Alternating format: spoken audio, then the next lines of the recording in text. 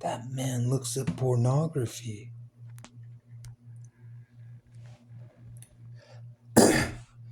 He looks at nudity. That man is immoral. He's a pervert. What should be done with a man like that? Besides being ostracized from mainstream society, even amongst certain peers. I mean, that kind of behavior should be shunned. It's not even shunned. It's not even acceptable in most circles of human population. That kind of behavior was not just dealt with through in ancient times. It was dealt with. It's called capital punishment.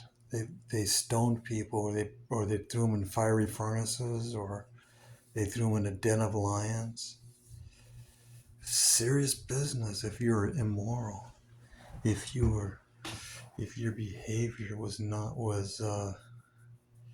you were an insurrectionist, or if you were talking bad about your superiors, disrespecting your leaders, that was a punishable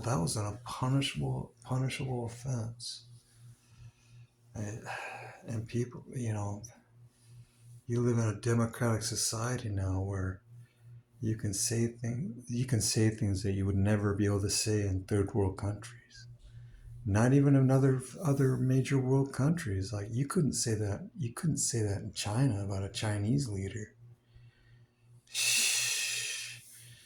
I bet you couldn't even say it in Eastern Europe.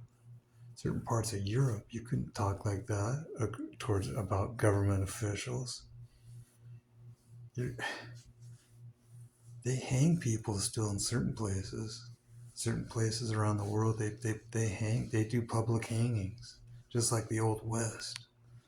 Very serious.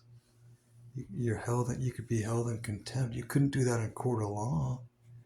You'd be in contempt of court, and your butt would be thrown in jail or prison with heavy penalties and fees. You couldn't get away with any of that. It's terrible. Kind of crap that goes on in this country. Total disrespect. What happened? They didn't tolerate that crap back in the 1950s and 40s. Of course, in the 40s, 30s, and 40s, the government was ran by the mob. So I don't know if the mob runs it still, but